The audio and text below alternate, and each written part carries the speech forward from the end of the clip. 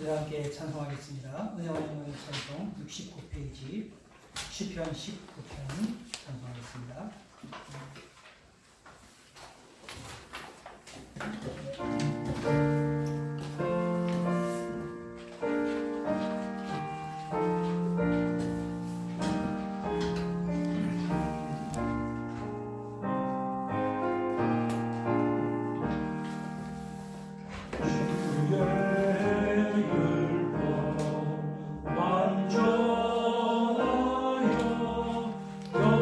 영혼을 소송케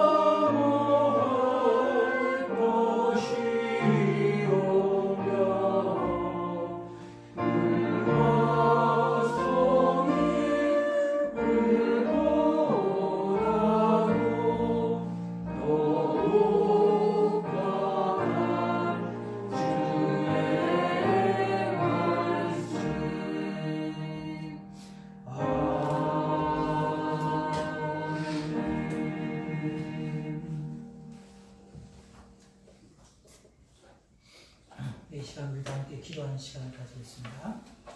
하나님께서 오늘도 우리를 부르셔서 하나님께 예배하게 해주셨는데 우리가 참된 믿음으로 우리 주님 앞에 나아가야 되겠습니다. 하나님께서 자기를 찾는 자들을 만나 주시겠다고 약속하셨습니다. 우리가 우리의 마음이 게으르고 나태하고 또 영적으로 잠들어 있는 무딘 상태가 아니라 하나님을 향하여 깨어있는 심령으로 우리 주님을 신령과 심령으로 예배하며 은혜 주시기를 위하여 우리 다 함께 기도하도록 하겠습니다. 기도합시다.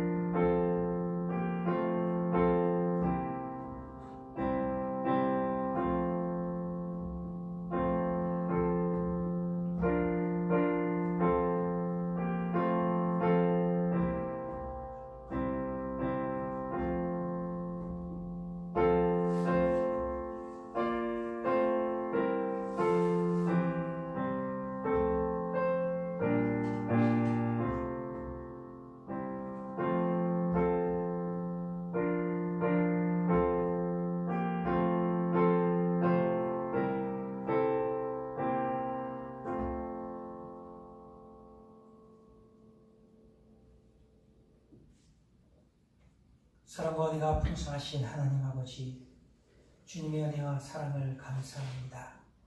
하나님께서 우리를 사랑하시되 죄악 가운데 죽어있는 영혼을 위하여 자기의 아들을 주시기까지 우리를 사랑하여 주시고 우리를 버려두지 아니하시고 성령을 보내주셔서 자신의 비참함을 알게 하시고 우리 주 예수 그리스도의 그 십자가의 구속의 은혜가 우리를 위한 하나님의 놀라우신 사랑이라는 것을 알게 해주셔서 우리의 마음이 그리스도를 향하게 하시고 그리스도 안에서 구원의 은혜를 누릴 수 있게 하여 주신 하나님 아버지 은혜를 감사합니다. 하나님 아버지, 이제는 정말 우리가 죄에서 벗어나 의의 종이 되었고 하나님을 사랑하며 주님을 섬기는 백성이 되었사오니 하나님, 우리가 주님의 나라에 이르는 그날까지 저희의 영혼을 강건케 해주시고 날마다 말씀으로 교훈하시고 성령 하나님께서 우리 마음 가운데 역사해 주셔서 우리가 감사와 그리고 찬양을 하나님께 올려드리며 자원하는 마음으로 우리 주님을 섬기며 그 주님을 본받아가는 거룩한 삶을 사는 성도들이 되게 하여 주시기를 간절히 빌고나옵나이다.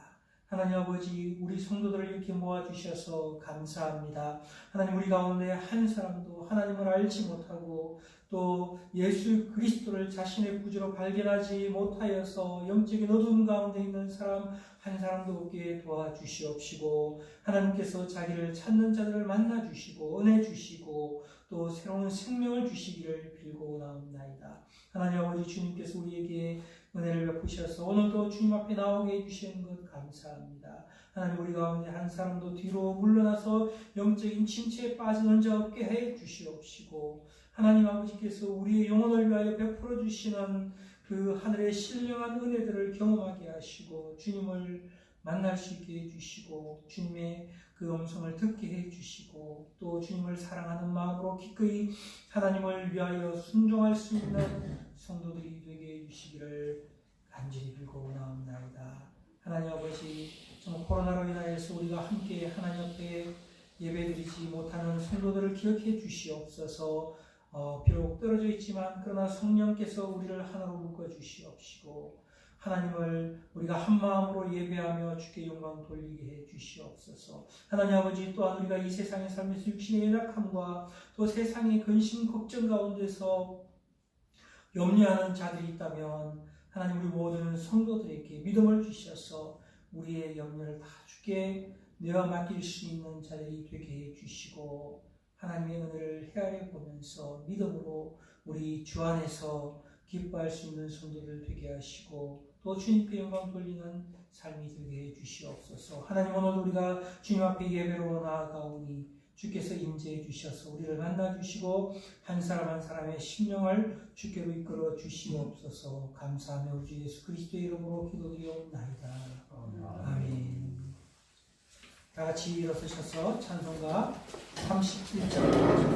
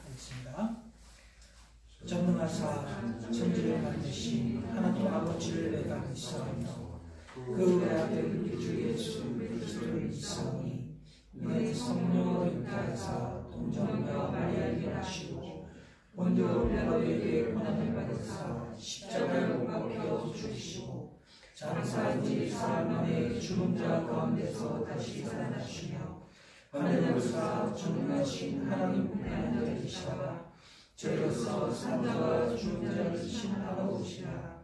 성령을 믿사오며 거룩한 공회와 성도와 교섭한 것과 죄를 사하여 주신 것과 몸이 다시는 것과 영원히 상승을 믿사옵나이다. 아멘. 자리에 앉으셔서 찬송가 420장 420장으로 찬송하시면서 준비할 예물을 드리겠습니다.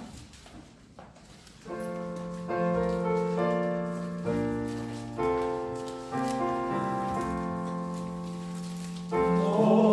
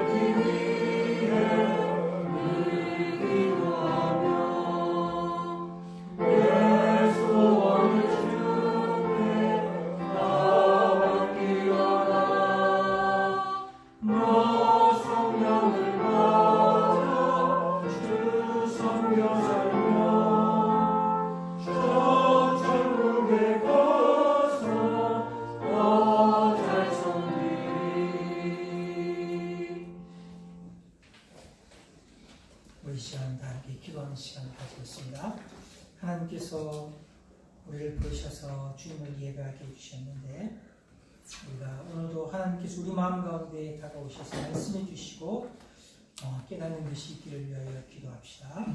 우리가 올 한 해 계속적으로 하나님께 대한 예배가 어떤 것인지, 어떻게 우리가 하나님 앞에서 살아가야 할지 말씀을 통하여 생각하고 있는데, 여러분, 우리가 말씀을 듣기만 하고 잊어버리는 자들이 아니라 이 말씀을 실천하는 그런 믿음의 사람이 되게 달라고 우리 주님 앞에 다 함께 기도하도록 합시다. 말씀 전하는 자를 위해서 기도해 주시고, 또 말씀을 듣는 우리 성도들을 위해서, 또 우리 청소년들을 위해서 기도해 주시기 바랍니다. 다 함께 기도하겠습니다.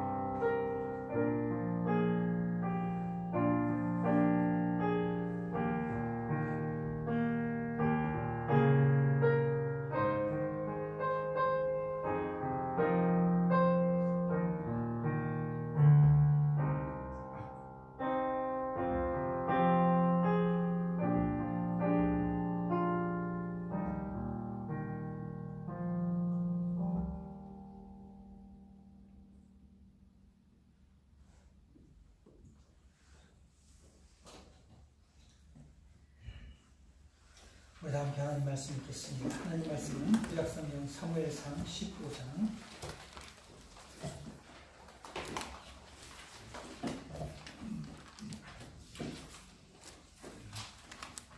15장 22절과 23절 말씀.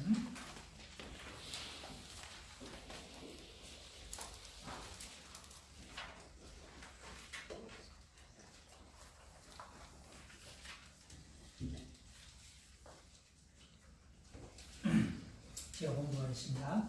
사무엘이 이르되 여호와께서 번제와 다른 제사를 그 목소리 청정하는 것을 좋아하심같이 좋아하시겠나이까. 순종이 제사보다 낫고 듣는 것이 수양의 기름보다 나으니 이는 거역하는 것은 점치는 죄와 같고 완고한 것은 사신 우상에게 절하는 죄와 같음이라. 왕이 여호와의 말씀을 버렸으므로 여호와께서도 왕을 버려 왕이 되지 못하게 하셨나이다 하니. 아멘. 다음께 말씀의 은혜를 위해서 기도하겠습니다.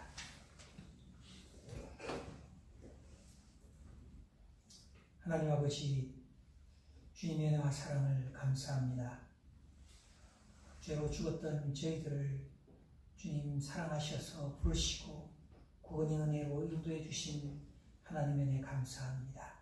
하나님 아버지, 우리가 주님의 부르심을 받아서 이렇게 하나님을 섬기는 주의 백성이 되었음에도 우리가 아직 하나님께 순종할 줄 모르고 어떻게 하나님을 섬겨야 하는지 알지 못하여서 그저 형식적인 그 신앙의 모습만을 가지고 있는 그런 어리석은 자가 되지 않도록 도와주시고 하나님께서 진정으로 우리에게 바라고 원하시는 그 믿음의 삶을 순종으로 보일 수 있는 성도들이 되게 하여 주시옵소서. 하나님 아버지, 오늘도 말씀 가운데 주님께서 친히 함께하여 주시옵소서. 부족한 종을 통하여 말씀을 증가해 주셔서 우리 성도들이 이 말씀을 듣고 자신의 삶을 돌아보게 하시고 또 하나님 아버지 우리가 참되고 진실한 믿음의 사람으로 주님을 섬길 수 있는 성도가 되게 하여 주시옵소서. 하나님 아버지, 하나님이 우리와 함께 해주지 아니하시면 참으로 저희가 수고하고 노력하는 모든 것이 무익하며 참으로 하나님이 받으시기에 온전하지 못하오니 하나님 아버지 이 시간에 함께해 주시옵소서. 성령 하나님께서 우리를 주장하여 주시고 영광받아 주옵소서. 감사하며 예수님의 이름으로 기도드리옵나이다. 아멘.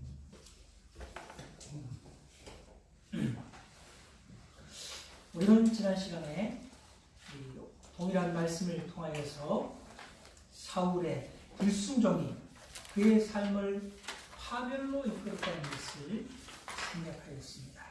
여러분, 사울의 이 불순종은 단순히 한 번 불순종한 것이 아니라 그는 하나님께 대한 진정한 순종의 의미를 몰랐기 때문에 자기 스스로는 하나님의 말씀에 순종한다고 한 일이지만 그러나 하나님이 보실 때에는 이 사울의 행동은 전혀 하나님의 뜻을 이루지 못하는 그런 불순종의 모습이었습니다. 그리고 이 불순종은 하나님으로 하여금 사울을 버려서 더 이상 왕이 되지 못하게 하셨고 그리고 그의 마지막이 가장 불쌍한 죽음으로 그의 생이 끝나게 되었습니다. 여러분, 사울의 잘못이 무엇입니까? 그는 나름대로는 하나님의 말씀을 행하고 하나님의 일을 한다고 생각했습니다. 그러나 그는 하나님께서 자신에게 말씀을 주실 때에 그 말씀에 마음을 기울여서 그 말씀을 자세히 듣지 않고 하나님이 자신에게 말씀하는 바가 무엇인지를 이해하지 못하였습니다. 그는 말씀을 듣기는 들었는데 하나님의 말씀을 잘 이해하지 못한 결과 자기 나름대로 자기 뜻대로 자기의 생각대로 그 말씀을 해석하고 행동하였습니다. 여러분, 그것은 전혀 순종이 아닌 것입니다. 그리고 그의 이와 같은 태도는 하나님의 말씀을 핑계로 자기의 뜻을 이루는 결과를 가져왔습니다. 그는 불순종이라는 열매를 맺었고 하나님은 그 불순종에 대하여서 책망하셨습니다. 여러분, 그러므로 우리가 하나님을 섬긴다면 우리가 다 하나님께 순종해야 한다는 것을 알고 있는데 하나님께 순종한다는 게 도대체 무슨 의미를 가지고 있는지 어떤 것인지를 우리 성도들은 자신의 삶에서 정말 알아야 하는 것입니다. 그리고 우리 마음 가운데 하나님을 향하여서 참된 순종의 마음이 있어야 하는 것입니다. 여러분, 하나님께 순종한다는 것은 하나님의 말씀의 뜻을 분명하고 바르게 이해하는 것을 의미합니다. 그리고 그것을 나의 삶에서 어떻게 행하는 것이 하나님이 원하시는 뜻을 잘 순종하는 것이 되는지 살펴서 알아야 하는 것입니다. 그리하여서 우리들은 하나님 앞에 믿음으로 살아가는 성도가 되어야 하는 것입니다. 여러분, 사울은 이 두 가지를 주의 깊게 생각하지 않았습니다. 하나님의 말씀의 의미가 무엇인지를 생각하고 그것을 자신의 삶에서 어떻게 실현해내야 하는지 그는 올바로 생각할 줄 몰랐습니다. 그 대신에 그는 자신의 체면과 자신의 영광을 더 생각하였고 백성들을 두려워해서 백성들이 원하는 대로 행하였습니다.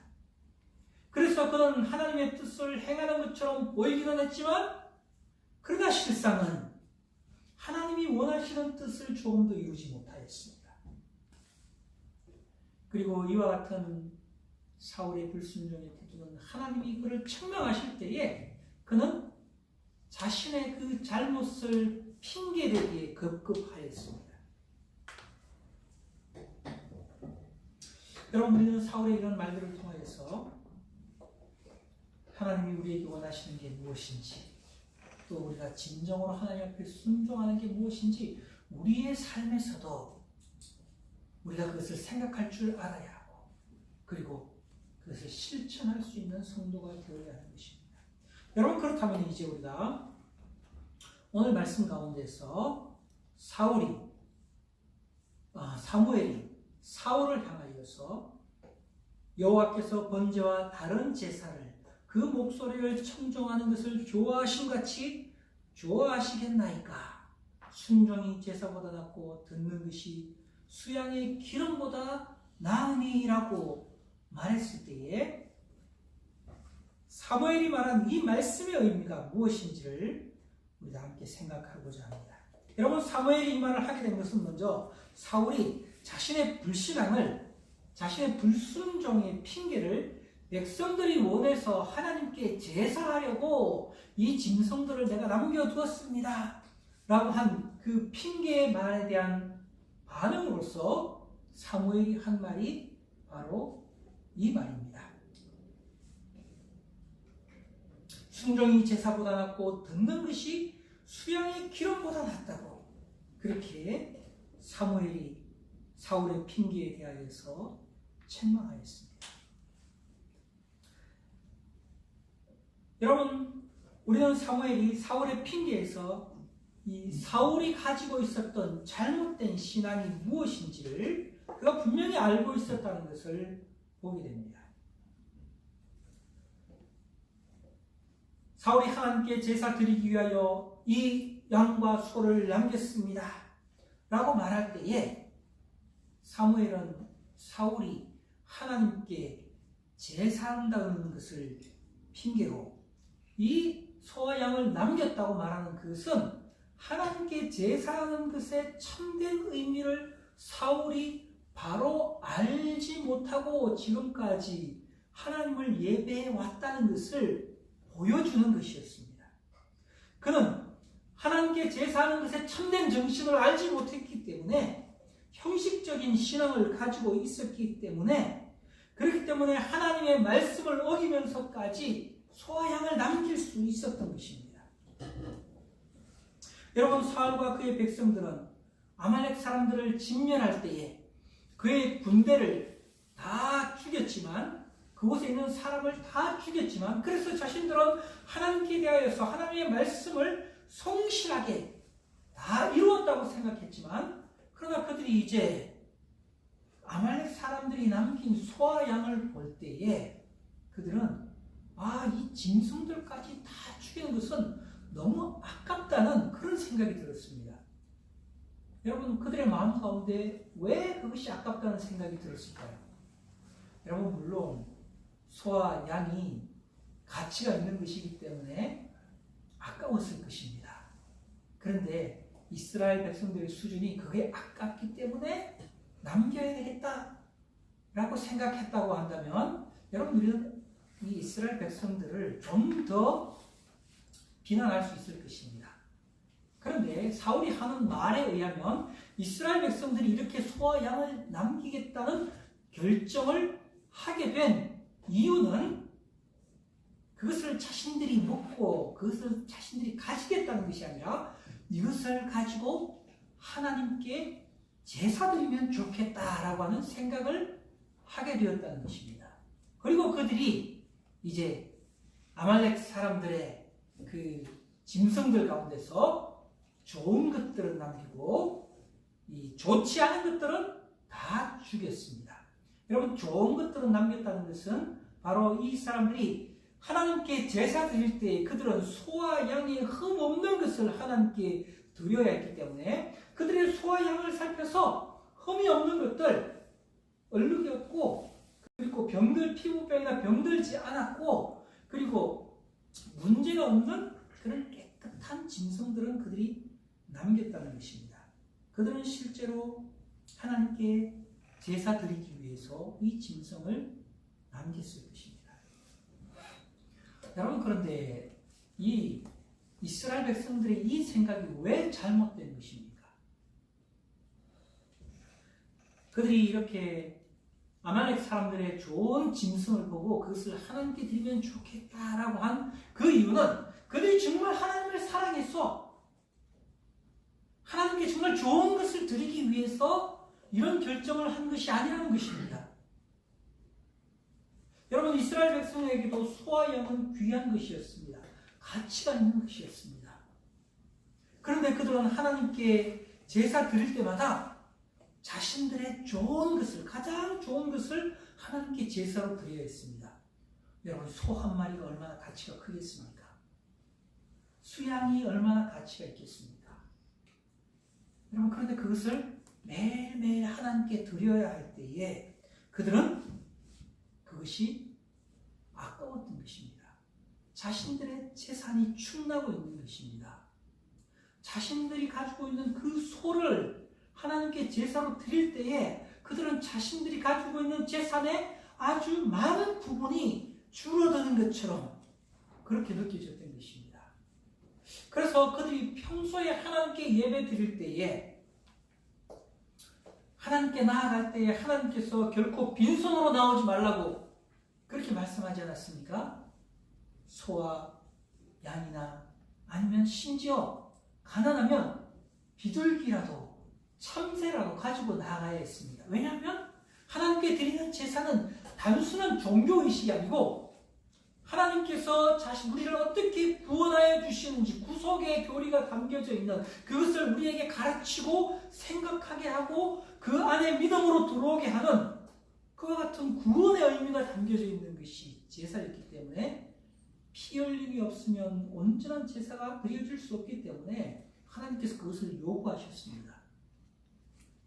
그래서 그들이 하나님께 제사 드리러 나갈 때는 자신들의 가장 좋은 것으로 소와 양을 가지고 나가야 했고, 피의 제사를 드림으로 하나님의 구속의 은혜에 대하여서 감사하며 믿음으로 참여해야 했던 것입니다.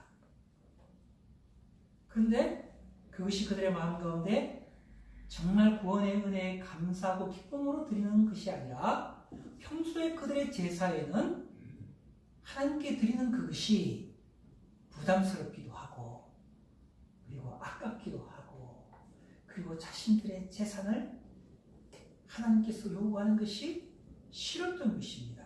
그런 마음들이 엄밀하게 그들의 마음 가운데 항상 존재했던 것입니다. 그런데 자신들 앞에 아말렉 백성들의 수많은 소와 양이 있습니다. 그러면 어떤 마음이 들겠습니까? 우리의 소와 양을 드리는 게 아니라 이것을 가지고 가서 제사를 드리면 이 참 좋지 않겠는가. 그들은 그것이 아주 좋은 방법이라고 얘기해줬고 그리고 짐승들의 좋은 것을 남기기로 결정했던 것입니다. 여러분, 이스라엘 백성들이 이런 결정을 한 것은 그들이 하나님께서 자신들에게 명하신 그 제사에 대하여서 그들이 잘못 이해하고 깨닫지 못하는 아주 중요한 것이 있었는데, 그것은 이 전쟁이 하나님이 제사를 받으시기 위해서 짐승을 필요로 해서 이 전쟁을 하라고 한 것이 아니라는 것입니다. 하나님께서 그 일을 아말렉을 진멸하되 그 모든 것을 진멸하라고 말씀하신 그 하나님의 뜻을 그들이 잘 이해하지 못하고 있었다는 것입니다. 여러분, 이 전쟁은 이스라엘에 대하여서 악행을 저지르고 하나님의 구원의 역사를 대적하였던 아말렉에 대한 하나님의 거룩한 심판을 그들이 대행하는 것이었습니다.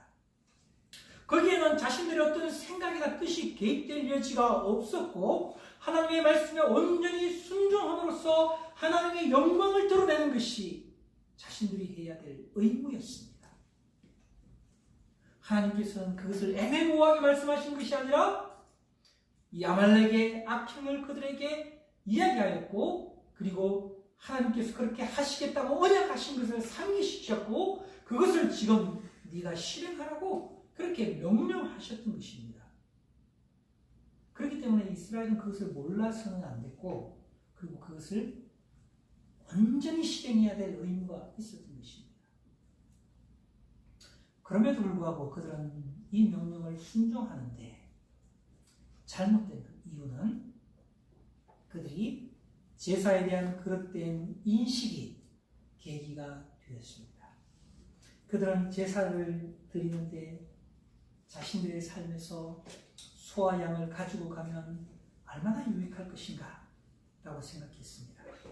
그런데 그 생각은 정말 하나님을 생각해서 좋은 것을 드리고 싶어서 그렇게 한 것이 아니었다는 것이 문제가 있었습니다.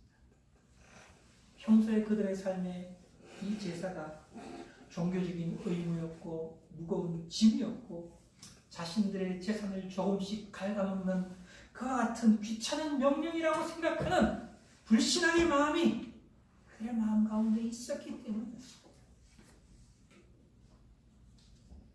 여러분, 그들은 아무에게도 자신들의 그런 마음의 상태를 말하지는 않았을 것입니다. 또 말할 수도 없었을 것입니다.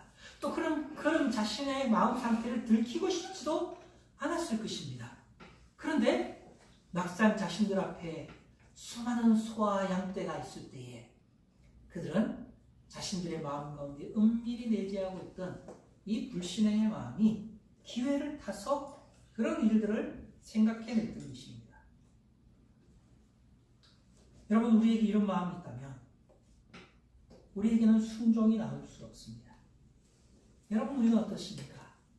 우리는 하나님께 예배하러 나오는 이 시간이 우리에게 어떤 시간입니까?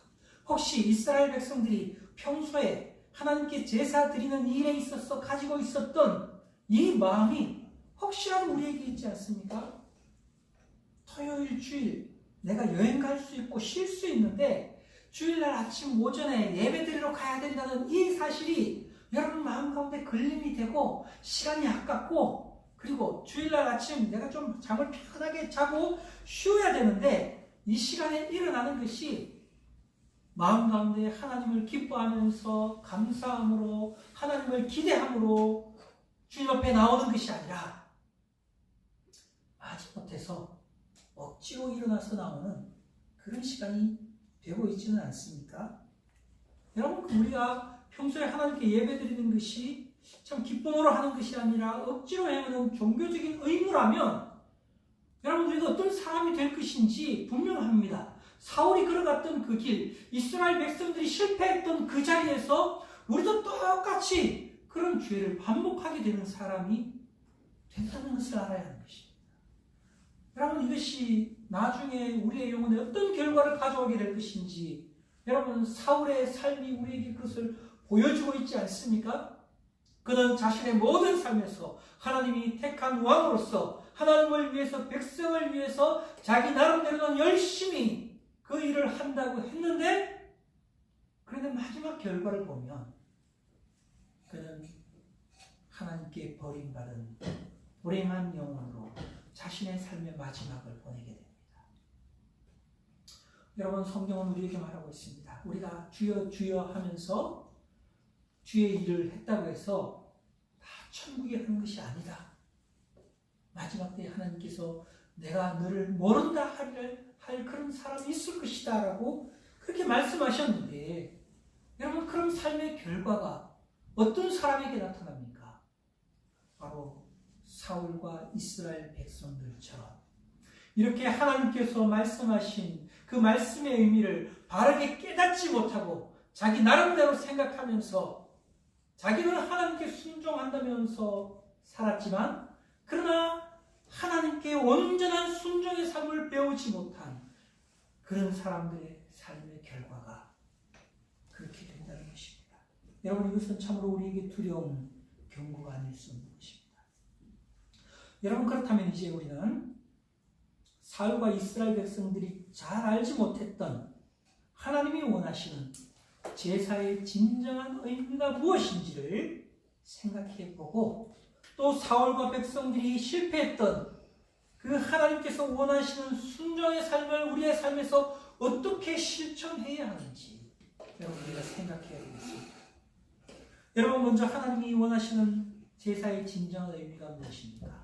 하나님께서 아담에게 가르쳐 주셨고 그리고 모든 믿음의 이 선조들이 하나님 앞에서 행하였던 그 제사, 그리고 모세 때에 와서 하나님께서 모세에게 율법을 주시고 하나님을 섬기는 규례를 주시고 제사에 대한 자세한 이 방법을 말씀해 주셔서 이스라엘 백성들로 하여금 매일매일 해야게 하신 이 제사의 의미가 무엇입니까?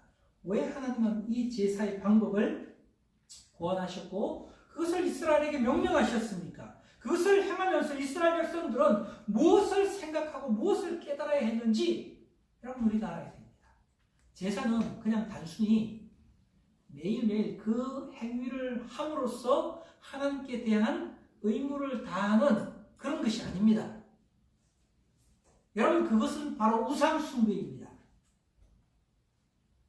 하나님은 이 제사를 주셨을 때 거기에서 제사하는 자들이 분명히 알고 행해야 될 그런 제사의 그 모든 방법 속에 담겨져 있는 의미를 제사장들로부터 말하게 하고 가르치게 하고 그 뜻을 마음에 새기면서 이 제사를 행하게 하셨지 단순히 성전의 짐승을 끌고 와서 죽이고 피를 흘리고 태우는 그 행위를 하나님께서 요구하신 것이 아닙니다.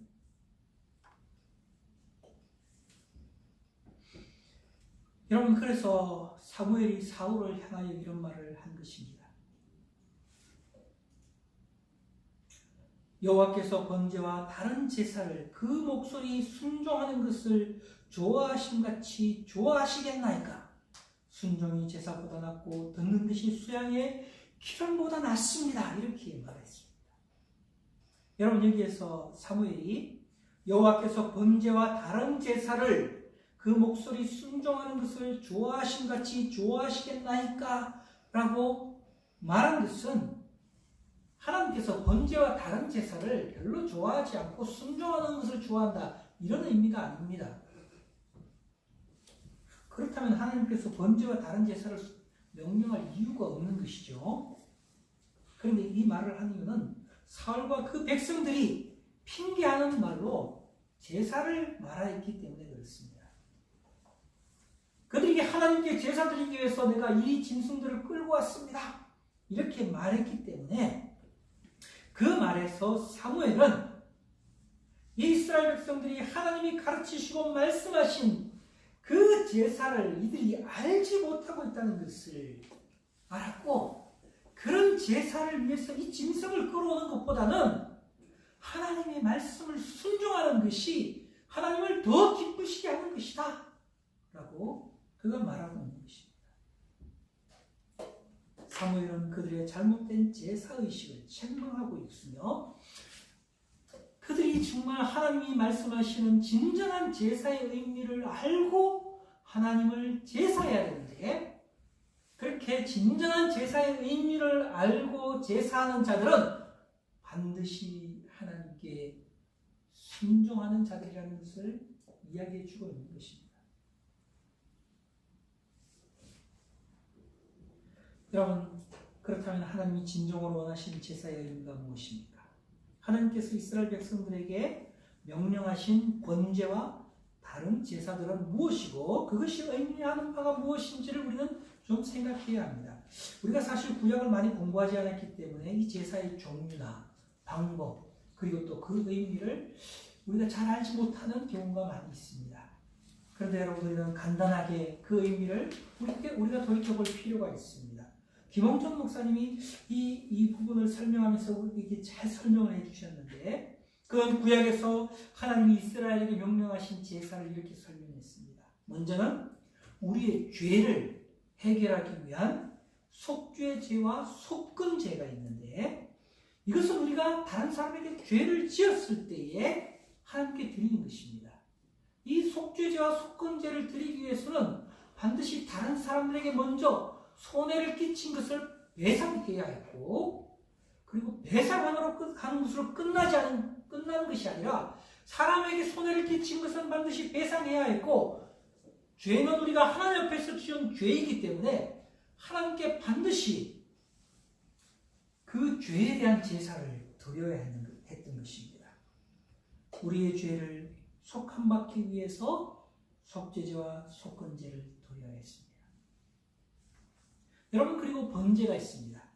여러분, 이 번제는 제사를 드릴 때의 방법인데 제물을 불에 태우는 것입니다.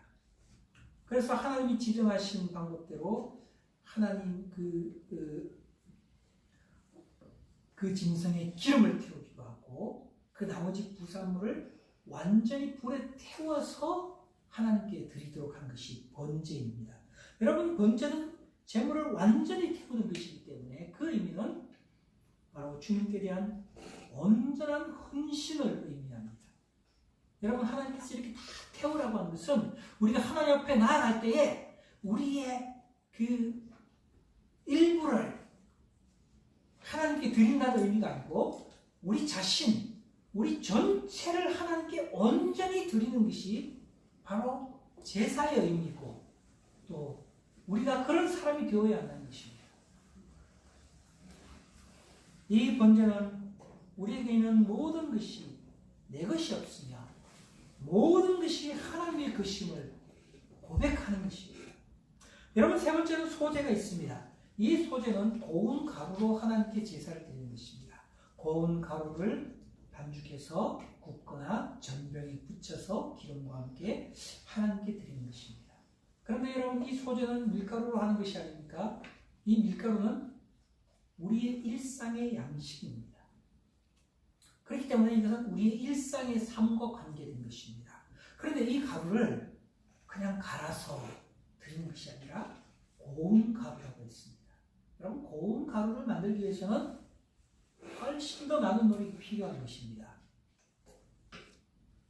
그렇기 때문에 이 고운 가루는 순결한 삶을 의미합니다. 일상의 양식인 밀가루를 고운 가루로 만들어서 주님께 바치는 것은 우리의 매일매일의 삶이 하나님 앞에 순결한 삶으로 하나님을 섬기는 삶이 되어야 한다는 것을 의미하는 것입니다. 여러분, 그러므로 우리의 제사는, 우리의 삶은 일주일하면 주일날 와가지고 이 시간에 하나님을 생각하면서 마음을 드리는 것으로 하나님을 온전히 예배하는 것이 아니고 우리의 일상의 삶이 하나님 앞에서 순결해야 하고 그리고 그런 삶을 가지고 나와서 하나님을 예배하는 성도가 되어야 한다는 것입니다. 그런 면에서 여러분, 우리는 제사를 드릴 때마다 나의 삶이 하나님 앞에서 어떠했는가? 나는 정말 하나님 앞에서 거룩하고 순결한 삶을 살았는가를 돌아보면서 주님 앞에 나와야 하고 그리고 우리 죄를 회개해야 하고 그리스도의 피로 우리의 마음을 정결하게 하는 회개의 삶을 통하여서 우리 주님 앞에 나아가고 하나님께 우리 자신을 드릴 줄 아는 그런 예배가 우리의 삶, 우리의 예배가 우리 있어야 하는 것입니다. 여러분, 마지막 네 번째는 화목제로 드려줘야 합니다. 이 화목제는 하나님과 나 사이에 화목을 위하여 드리는 제사입니다. 여러분, 이 제사에서 제물은 하나님께 드려지는 부분이 있고 제사장에게 드리는 부분이 있고 그리고 제사를 드리는 자신이 가져가야 될 몫이 있습니다. 하나님께 드려져야 하는 것은 오늘 말씀에 나오는 것은 수양의 기름이라고 했는데 이것은 가장 중요한 부분입니다. 하나님께 드려줘야 하는 부분입니다. 그래서 여러분, 내장에 있는 기름이나 콩팥에 붙어있는 기름이나 아니면 꼬리 쪽에 기름이 많이 붙어있는데 거기에 있는 기름들은 다 떼어서 하나님께 태워드려야 했습니다. 만약에 이것을 먹는 자는 백성 중에서 끊쳐지리라고 그렇게 주님이 말씀하셨습니다. 하나님께 드려야 할 부분을 아주 정확하게 하나님께 떼어서 드려야 하는 것이지 자기가 임의로 취해서는 안 되는 것입니다. 여러분, 그뿐만 아니라 하나님은 자비롭게도 제사를 위하여 수고하는 제사장에게 드릴 부분을 구분했습니다. 그래서 제사장에게 일정한 부분, 앞다리 한 부분을 이렇게 떼어줍니다. 그리고 나머지 부분은 제사인이 그것을 가지고 옵니다. 그런데 하나님께서는 그 가지고 온 그 부분을 자기 혼자 먹게 하지 않았습니다. 즉, 하나님께서는 그 제물을 그날이나 그 당일이나 아니면 그 다음 날까지 그 제물을 다 먹어야 한다고 말했습니다. 그런데 여러분, 거기에는 반드시 어떤 결과가 따라옵니까? 제가 수소 한 마리를 하나님께 감사함으로 제사를 드렸습니다. 제사장의 몫을 떼고 가져왔습니다. 그런데 그 제물을 우리가 하루 만에 하루 종일 다 먹을 수 있습니까? 못 먹습니다. 그 다음날 오전까지 다 먹어야 되는데 먹을 수 있느냐? 못 먹습니다. 그럼 그것을 버려야 됩니다. 그럼 어떻게 해야 됩니까? 그때 우리는 하나님께서 자기에게 명령하신 것을 생각해야 됩니다. 우리 주위에 있는 가난한 자들을 돌아보고 불쌍한 자들을 돌아보고 이웃을 사랑하라고 하신 그 말씀을 실천할 수 있는 바로 그 기회가 바로 드린 제물을 통하여서 실천할 수 있는 것입니다. 그래서 자신의 이웃들을 초대합니다. 가난한 자들을 불러옵니다. 자기 주위에 있는 사람들에게 다 그것을 나누어 주어야 합니다. 그렇게 함으로 그 동네가 이웃들이 함께 하나님께 화목제로 드린 그 제물을 나누어 먹고 서로 기뻐하고 즐거워하는 것입니다. 여러분, 그것이 바로 교회의 모습인 것입니다. 교회가 바로 그렇게 하나님의 은혜와 사랑을 서로에게 함께 나누도록 하신 것입니다. 이웃 사랑을 실천하라고 주님께서 그와 같은 규례를 주신 것입니다. 여러분, 이러한 제사를 통하여서 하나님께서 이스라엘에게 요구하시는 것이 무엇입니까? 여러분, 이 제사는 모두 그리스도의 희생을 상징하는 것입니다. 짐승을 죽여서 피를 뿌리고 그것을 제단 주위에 뿌리고 그것을 번제단 위에 놓고 불사를 때에 그것이 의미하는 바가 무엇입니까? 그것은 바로 우리가 하나님 앞에 우리의 죄의 문제를 해결하고 하나님과 화목하기 위해서는 반드시 피가 뿌려져야 하고 생명이 희생되어야 한다는 것입니다. 그래야 우리가 죄사함을 받을 수 있다는 것입니다. 여러분, 그것은 반드시 우리의 구속자이신 그리스도를 바라보고 소망하면서 장차 오실 구원자 안에서 내 죄가 완전히 속량함을 받고 하나님과 화목될 수 있다는 그것을 끊임없이 생각하도록 하는 것이 바로 이 제사였습니다. 여러분, 그 제물이 불태워집니다. 여러분, 우리는 그것을 통하여서 우리 자신이 온전히 하나님께 헌신되어져야 하는 그런 존재라는 것을 생각하게 됩니다. 여러분, 제사장은 그와 같은 제사의 의미를 가르치고 제사 드리는 사람은 그 의미를 알고 제사에 참여하는 것입니다. 그리고 그것을 믿는 믿음으로 구원을 확신하고 이제는 나는 죽었고 내 안에 그리스도께서 살아계시고 하나님이 나의 주인이시기 때문에 나는 이제 주님을 위해서 살아야 하는 그런 존재이라는 것을 인식하고 돌아가서 자기의 이웃들에게 사랑을 실천하고 하나님의 뜻에 순종하는 삶을 살아가는 것을 하나님이 원하셨던 것입니다. 이스라엘은 매일의 제사에서 바로 그것을 끊임없이 백성들에게 선포하고 가르쳤던 것입니다. 여러분, 그러므로 제사를 드린다는 것은 뭘 의미하느냐? 그것이 여러분 우리에게 분명하지 않습니까? 하나님께 제사를 드린다는 것은 이제 나는 그리스도 안에서 죽고 그리스도 안에서 다시 새로운 생명을 얻은 자로서 나를 위하여 사는 것이 아니라 하나님을 위해서 살아야 하는데 하나님을 위해서 사는 그 삶은 어떻게 우리 삶에서 드러납니까? 주님의 말씀에 순종하는 것을 통해서 드러나는 것입니다. 그 모든 의미를 다 알고 있다 할지라도 순종하지 않는 것은 제사의 의미를 완전히 무시하는 것이 되는 것입니다. 그런 의미에서 사울과 이스라엘 백성들은 하나님 앞에 끊임없이 제사를 드렸지만 그러나 그들은 제사의 의미를 이해하지 못하고 제사를 통해서 하나님이 자신에게 원하시는 것이 무엇인지를 깨닫지 못하였던 사람들이었습니다. 여러분, 그들은 제사의 본래의 뜻을 잊어버리고 그것을 하나의 종교의식으로 인식했습니다. 그래서 그들은 소와 양의 피를 흘리고 불태우는 의식, 그것을 통해서 자신이 해야 할 도리를 다 했고 이제는 하나님께서 나에게 더 이상 무엇이라고 하지 않을 것이다 라고 생각하는 자기의에 가득 차 있었습니다. 이런 신앙은 제사가 무거워지는 것입니다. 이런 신앙은 제사를 드리는 게 귀찮은 의식이 되는 것입니다. 이런 신앙은 하나님께 드리는 제물이 부담스러워지는 것입니다. 그렇기 때문에 그들은 하나님의 명령 앞에서 온전히 순종할 수 없었고 하나님께 제사 드린다는 명분 아래 아말렉의 좋은 것을 취하는 것이 아무렇지도 않은, 도리어 그들의 마음을 기쁘게 하는 그런 일이 되었던 것입니다. 여러분, 우리는 이런 의미에서 우리의 예배에 대해서 생각해야 됩니다. 여러분, 우리는 정말 하나님 앞에서 우리가 드리는 예배도 이스라엘 백성들이 행하였던 제사와 동일한 의미를 가지고 있다는 것을 알아야 하는 것입니다.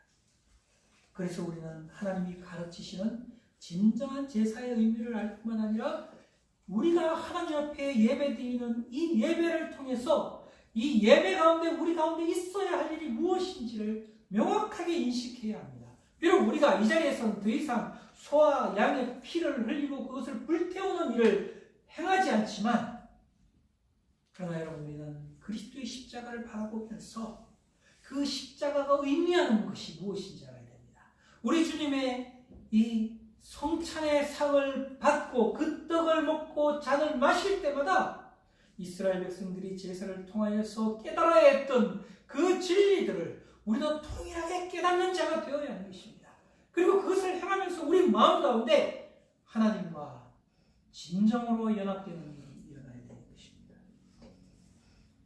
사무엘은 사울을 향하여 하나님의 말씀을 듣는 것이 수양의 기름보다 낫다고 했습니다. 여러분, 사무엘이 말하는 바는 우리가 단순히 하나님의 말씀을 듣고 지식을 가지라는 의미가 아닙니다. 그것은 하나님이 제사를 통하여 가르치시기를 원하는 바, 그 믿음의 원리, 순종의 원리를 깨닫고 우리가 하나님의 구원의 전체적인 경륜을 이해하고 하나님의 구원받은 백성으로서 하나님을 섬기는 자가 되어야 한다는 것이었습니다.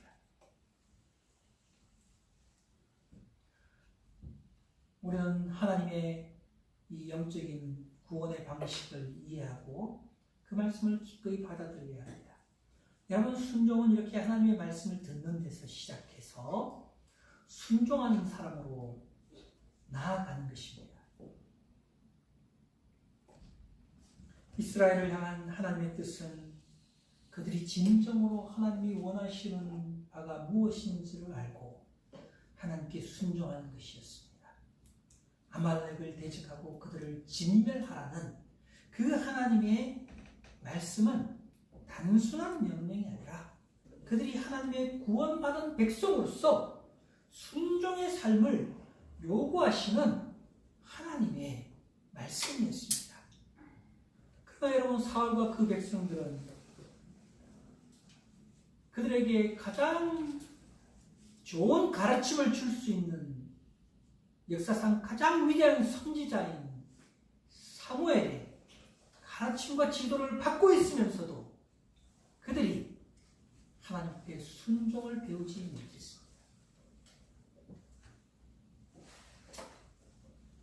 그래서 사울이 실패했는데 이것은 사무엘에게 너무나 큰 슬픔이 되었습니다. 하나님께서 순종할 줄 모르는 사울을 버리겠다고 말씀하셨을 때에 사무엘의 마음은 너무 슬펐습니다. 아마도 사무엘이 분명히 사울과 예배드리면서 백성들과 예배드리면서 이 제사의 의미를 거듭거듭 말하고 가르쳤을 것입니다. 그런데 그들은 그렇게 하나님께 제사드리면서 하나님 앞에서 우리가 어떤 사람이 되어야 되는지를 듣고 또 들었습니다. 그들은 그 의미를 바르게 이해하지 못하였고 마음으로 깨닫지 못하였습니다. 그리고 그것은 그들의 삶의 불순종으로 나타났습니다. 여러분, 우리는 사울과 동일한 위치에 서 있다는 것을 알고 있습니까? 사울은 멀리 한 3000년 전에 살았던 어떤 사람이 아니라 우리가 동일한 사람입니다. 우리가 바로 그 위치에 서 있습니다. 우리는 그리스도 안에서 왕같은 제사장으로 하나님 앞에 서 있는 것입니다. 하나님께서는 우리에게 구원받은 성도로서 하나님께 온전한 순종을 명령하시고 있습니다. 하나님을 예배하는 사람으로 나온다는 것 자체가 이미 하나님과 올바른 관계를 요구하며 또 올바른 순종의 삶을 살아야 하는 그런 사람으로 부름받고 있다는 것을 여러분 우리가 알아야 됩니다. 그래서 우리는 마땅히 하나님께 드려야 할 순종의 삶을 우리의 삶으로 보여야 하는 것입니다. 여러분, 사무엘이 말하는 바 진정한 제사, 순종의 제사로서의 예배를 드리는 성도가 그 마음에 분명히 가져야 할 의식이 있습니다. 여러분, 우리는 예배를 드리면서 어떤 생각을 해야 합니까? 먼저는 우리가 하나님께서 속건제와 속죄죄의 제사를 드리면서 우리의 죄를 항상 생각하게 하셨던 것처럼 우리도 하나님 앞에 나와서 예배 드릴 때마다 우리 죄에 대해서 생각할 줄 알아야 합니다. 내가 어떻게 거룩하신 하나님 앞에서 의로울 수 있겠는가? 여러분, 그것을 물을 때 우리들은 즉시 예배 안에서 우리 주 예수 그리스도의 십자가와 그 대속의 은혜를 깊이 생각하고 그 구원의 공로를 체험해야 합니다. 소와 양의 피가 제단에 뿌려지고 그로 인해서 대속의 하나님을 만났던 것처럼 우리의 마음에는 우리 주 예수 그리스도의 피가 뿌려져야 합니다. 그리고 그 피로 말미암아 우리의 죄를 사해 주시는 하나님의 은혜를 우리가 누려야 합니다. 그래서 죄악 가운데 있었던 완고한 마음이 부드러워지고 죄로 인해서 더러워졌던 우리의 영혼이 정결케 되어서 하나님을 바라볼 수 있는 그런 성도가 되어야 합니다. 그래서 우리의 죄의 문제가 해결될 때에 우리는 이 예배의 자리에서 정말 진정으로 하나님을 기뻐하고 즐거워하면서 주님께 감사할 줄 알고 주님을 찬양할 줄 알고 그 주님의 은혜에 감격하여 눈물 흘릴 수 있는 그런 심령을 가져야 하는 것입니다. 냉랭하게 와서 앉아있다가 조는 시간을 보내다 돌아가는 사람이 되면 안 되는 것입니다. 그것이 얼마나 큰 죄인지를 깨달아 알아야 합니다. 이 자리에 앉아서 사탄이 우리 마음 가운데 속삭이는 그 헛된 생각들 가운데 사로잡혀 있다가 이 자리를 떠나는 사람처럼 불행한 사람이 없는 것입니다. 그것은 단순한 죄가 아니라 사망에 이르는 죄인 것입니다. 여러분, 우리의 심령이 정말 이 예배를 통해서 회복될 수 있어야 합니다. 하나님이 지금 그것을 우리에게 간절히 원하시고 있는 것입니다. 여러분, 두 번째로 우리 성도들은 이 예배를 통해서 하나님께 우리 자신을 온전히 헌신할 줄 알아야 합니다. 여러분, 번제와 소제는 우리의 가장 성결하고 순수하고 온전한 헌신을 우리에게 요구하고 있습니다. 그렇기 때문에 이 예배에 나오는 우리 모든 성도들도 하나님 앞에 나올 때에 한 주일에 우리의 삶을 돌아보고 정말 우리의 삶이 하나님 앞에서 순결한 삶으로 헌신되어질 수 있도록 한 주일의 삶을 하나님 앞에서 열심히 부지런히 살 뿐만 아니라 이 자리에서 또 자신을 돌아보고 하나님 앞에 고백하는 것은 하나님, 이제 나는 그리스도 안에서 죽었고 그리스도가 내 안에 살아계심으로 나는 온전히 주님의 것입니다. 그렇기 때문에 이제는 내가 나를 위해서 살지 않고 나는 온전히 주님을 위해서 살겠습니다. 주님께 헌금을 드릴 때에도 그저 마지 못해서 한두 푼 내는 것이 아니라 나의 모든 것이 주님의 것입니다. 이것이 다 주님의 것이라는 것을 고백하며 주님께 드립니다라고 우리가 진리의 주님께 자신을 헌신할 줄 아는 사람이 되어야 됩니다.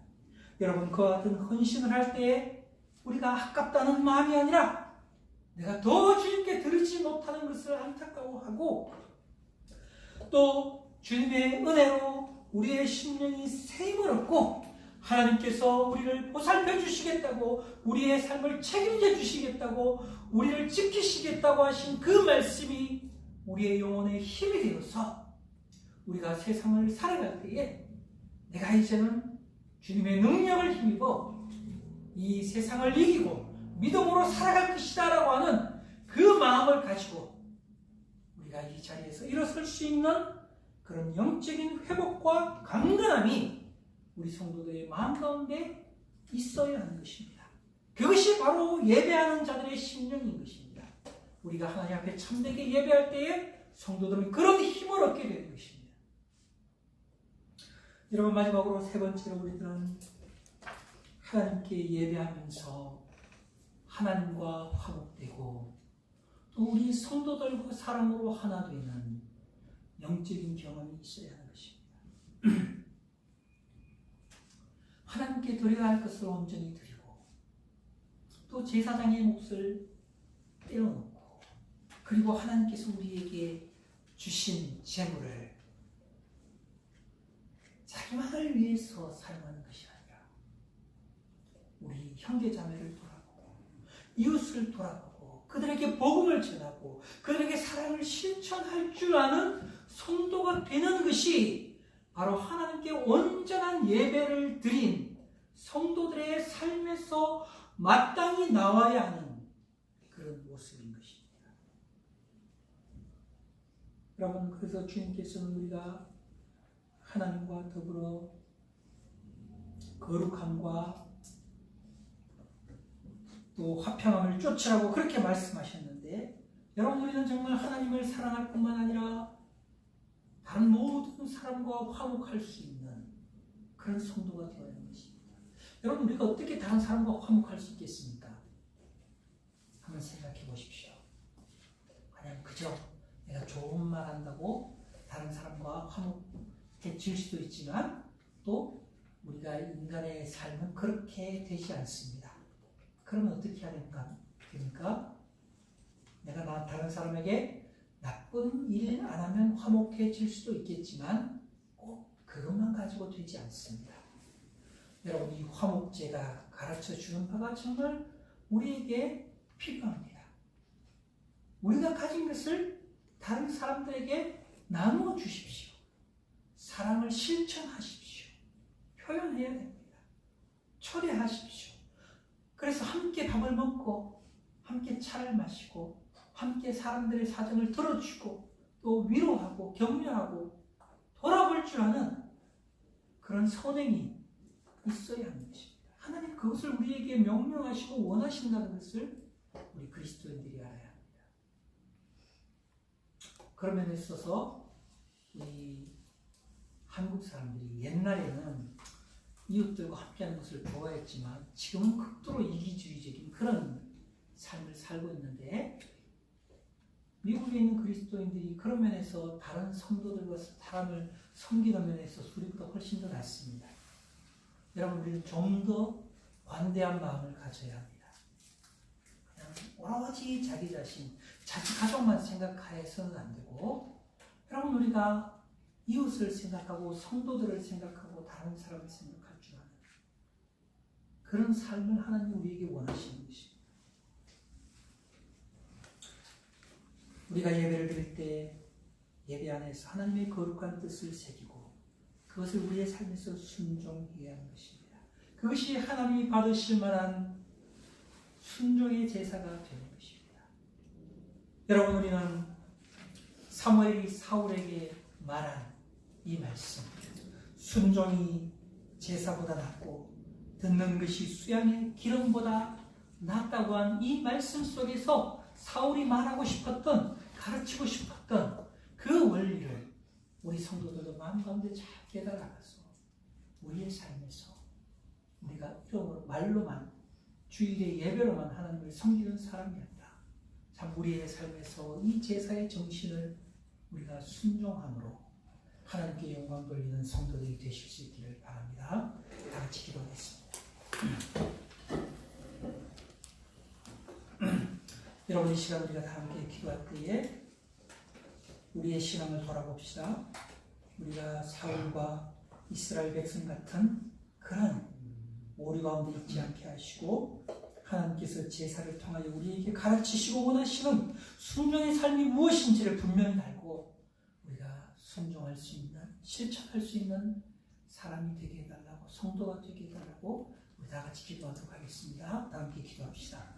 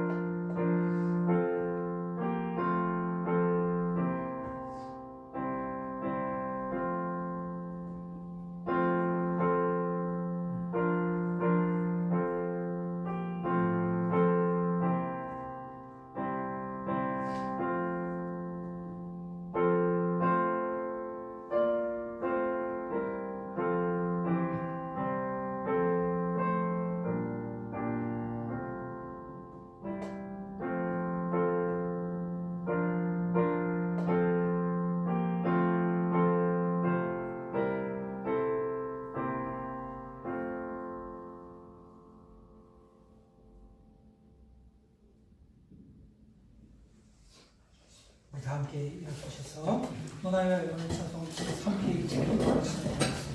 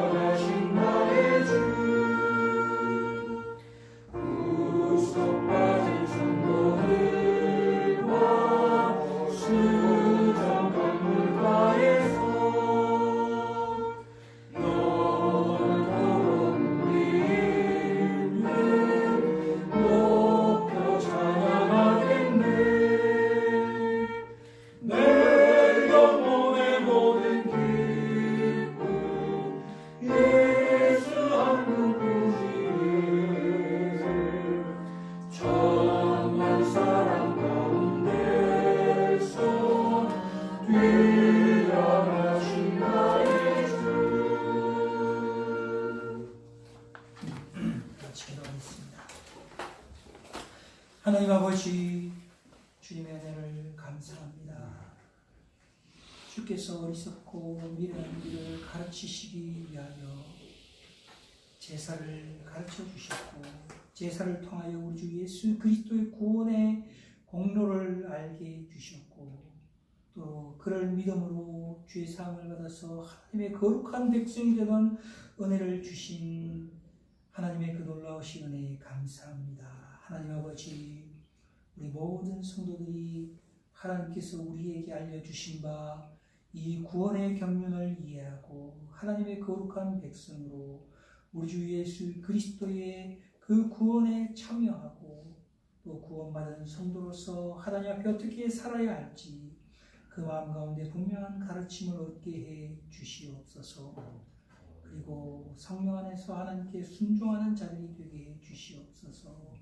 지금은 우리 주 예수 그리스도의 은혜와 하나님의 사랑하심과 성령님의 감화 감동 위로 교통 충만케 하시니 우리 주님께 순종하기를 소원하는 모든 성도들 머리 위에 지금으로부터 영원토록 함께 있을지어다. 아멘.